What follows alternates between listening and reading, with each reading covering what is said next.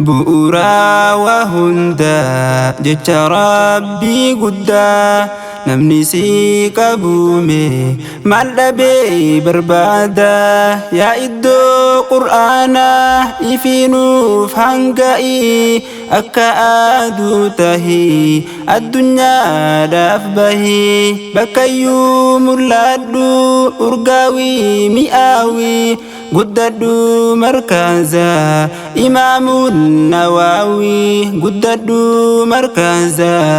Imaamun Nawawi bu'uura waa hunda jecha Rabbii guddaa namni si qabuume maal dhabee barbaada yaa iddoo qur'aanaa ifiinuuf hanga'i akka aduu tahi addunyaadhaaf bahi bakkayyuu mul'adhu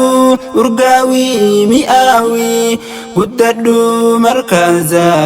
Imaamun Nawawi guddadhu markaza Imaamun Nawawi tasgabbiin harkadha hoggansi qara'u yaa kalaama Rabbii si dhabuun danda'u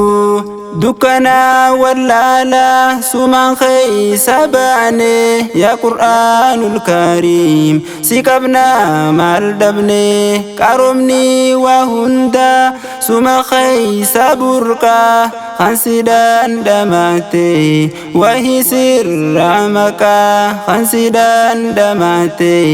wahi sirra maqaa maalummaa jireenya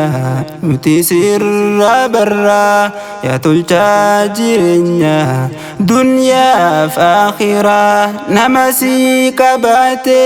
ni tolchitaaf jarra milkaawaa dhagoota dunyaaf akhiraa milkaawaa dhagoota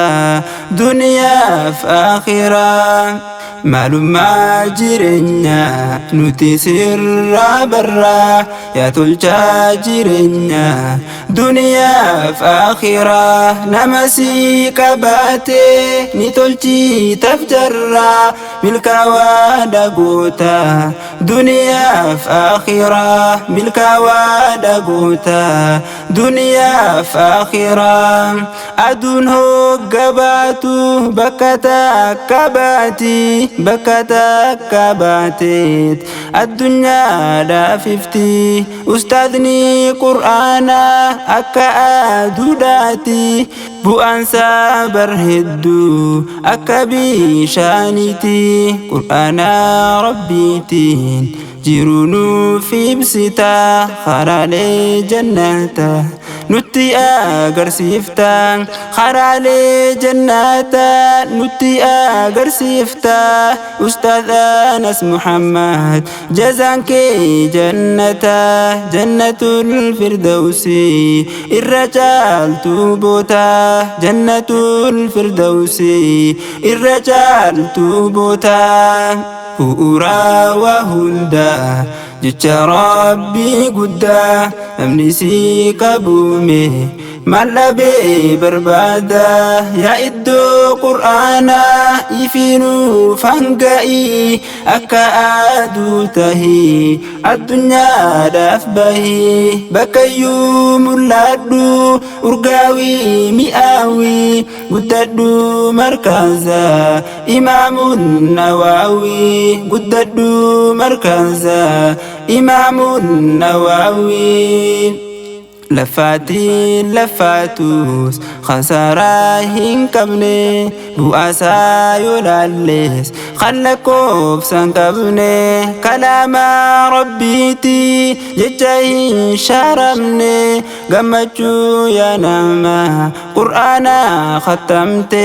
milkii biyya lama walitti qabatte guyyaana irraatiilleen bar guyyaa aybaati aybadha maqabdu ayba qur'aanati aybadha maqabdu ayba qur'aanati baga aybifamte Aisha gammadi ituma hafuftu aybiti tanteeti bakka guddaa gahi baradhu cimiti sifisa laffisu amri waa hundaati sifisa laffisu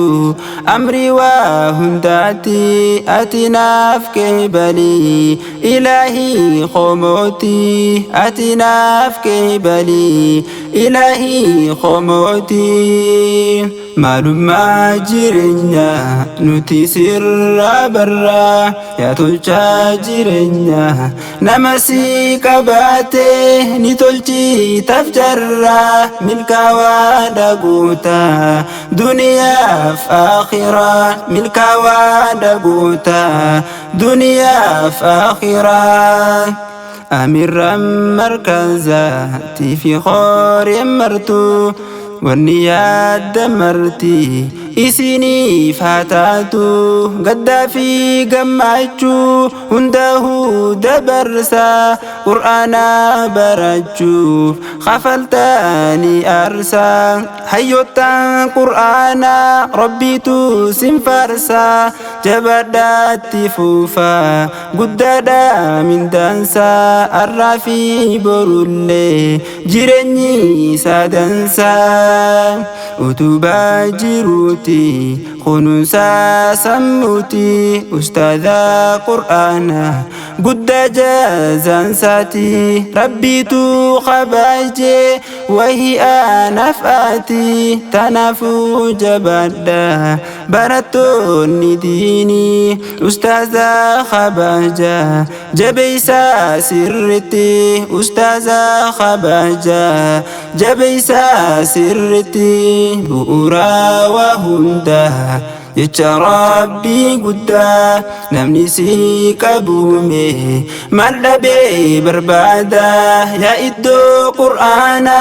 ifinuuf hanga'i akka aduu tahi